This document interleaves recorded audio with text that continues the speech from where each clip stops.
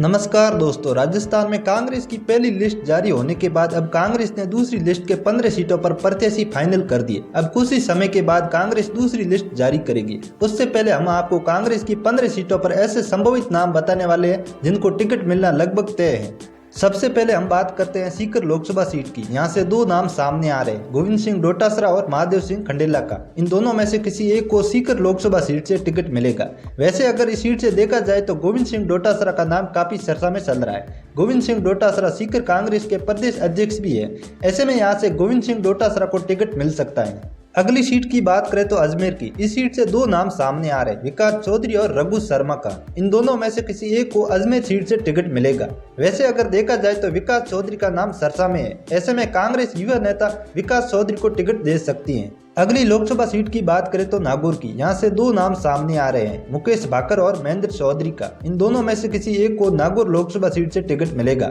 वैसे देखा जाए तो मुकेश भाकर का नाम चर्चा में चल रहा है। ऐसे में यहाँ से कांग्रेस युवा नेता मुकेश भाकर को टिकट दे सकती है। अगली सीट की बात करें तो राजसमंद की। यहाँ से दो नाम सामने आ रहे हैं, सुदर्शन सिंह रावत और कार्तिक चौधरी का। इन दोनों में से किसी एक को राजसमंद लोकसभा सीट से टिकट मिलेगा। वैसे अगर देखा जाए तो सुदर्शन सिंह रावत का नाम चर्चा में है। ऐसे में यहाँ से कांग्रेस सुदर्शन सिंह रावत को टिकट दे सकती है।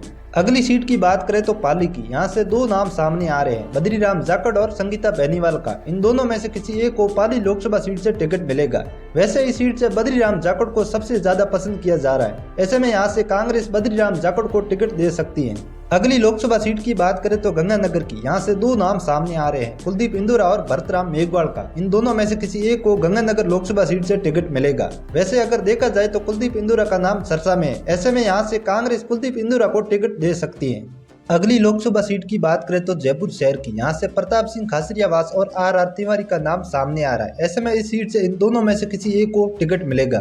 अगली सीट की बात करें तो जयपुर ग्रामीण की। यहाँ से दो नाम सामने आ रहे हैं, अनिल चोपड़ा और राजेंद्र यादव का। इन दोनों में से किसी एक को जयपुर ग्रामीण सीट से टिकट मिलेगा। वैसे अगर देखा जाए तो अनिल चोपड़ा का नाम चर्चा में है। ऐसे में यहाँ से कांग्रेस अनिल चोपड़ा को टिकट दे सकती है। अगली सीट की बात करें तो झालावाड़ की। यहाँ से प्रमोद जैन और कैलाश मीणा का नाम सामने आ रहा है। वैसे अगर देखा जाए तो प्रमोद जैन का नाम काफी चर्चा में है। ऐसे में यहाँ से कांग्रेस प्रमोद जैन को टिकट दे सकती है। अगली सीट की बात करें तो दौसा की। यहाँ से मुरारी लाल मीणा और नरेश मीणा का नाम सामने आ रहा है। इन दोनों में से किसी एक को दौसा लोकसभा सीट से टिकट मिलेगा। वैसे अगर देखा जाए तो नरेश मीणा का नाम काफी चर्चा में है। ऐसे में यहाँ से नरेश मीणा को टिकट मिल सकता है। अगली सीट की बात करें तो बाड़मेर की। यहाँ से उम्मीदवार बेनीवाल और हरीश चौधरी का नाम सामने आ रहा है। इन दोनों में से किसी एक को बाड़मेर सीट से टिकट मिलेगा। अगली सीट की बात करें तो करौली की। यहाँ से संजय जाटव और सुरेश चंद्र बैरवा का नाम सामने आ रहा है। इन दोनों में से किसी एक को करौली सीट से टिकट मिलेगा। वैसे अगर देखा जाए तो संजय जाटव का नाम चर्चा में है। ऐसे में यहाँ से कांग्रेस संजय जाटव को टिकट दे सकती है।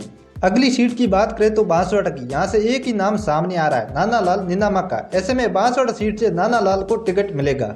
अगली सीट की बात करें तो भीलवाड़ा की। यहाँ से धीरज गुर्जर और रामलाल जाट का नाम सामने आ रहा है। इन दोनों में से किसी एक को भीलवाड़ा सीट से टिकट मिलेगा। वैसे अगर देखा जाए तो धीरज गुर्जर का नाम चर्चा में है। ऐसे में यहाँ से कांग्रेस धीरज गुर्जर को टिकट दे सकती है।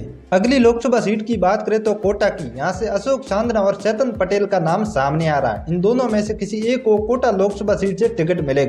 वैसे अगर देखा जाए तो अशोक चांदना का नाम काफी चर्चा में है। ऐसे में यहाँ से कांग्रेस अशोक चांदना को टिकट दे सकती है।